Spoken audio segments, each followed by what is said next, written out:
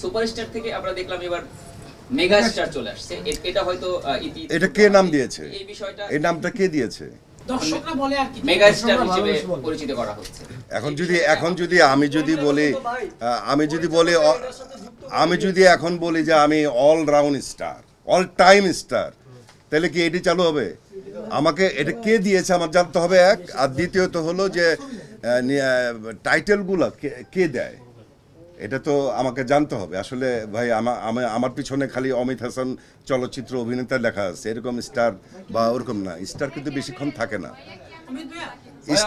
Star ব্যাপারটা বলি, star কিন্তু সবসময় থাকে না। একজন অভিনেতা হিসাবে যে আমি নিজেকে মনে করি, বা প্রত্যেকটাই যারা আছে প্রত্যেকে অভিনেতা এবং অভিনেত্রী, ঠিক আছে? এটা আজীবন সবসময় থাকবে দর্শকের মাঝে।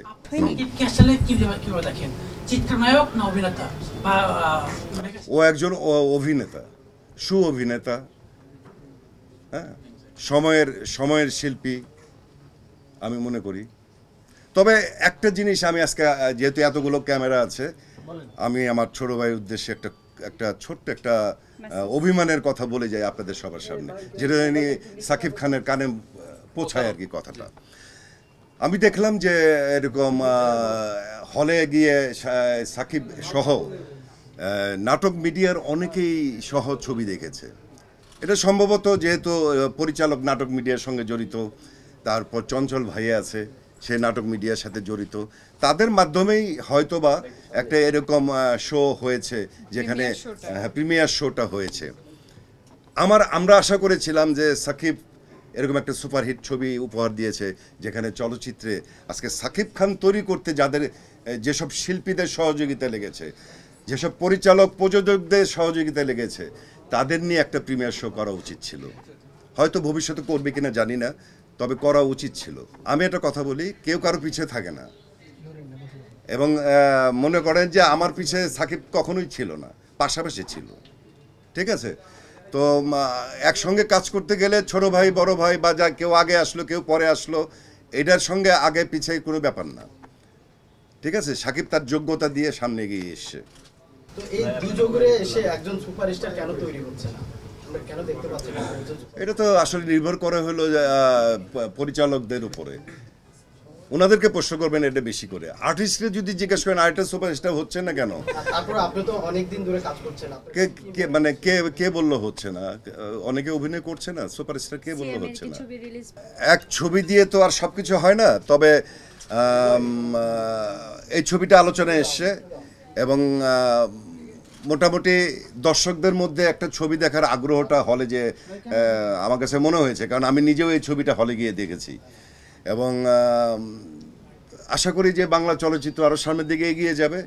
শুধু একটি ছবি দিয়ে না, এরকম আরও অনেক ছবি লাগবে, কারণ যে ছবির ইন্ডাস্ট্রিটা যেরকম পিছিয়ে আছে, এটা সামনে এগিয়ে নিতে আরও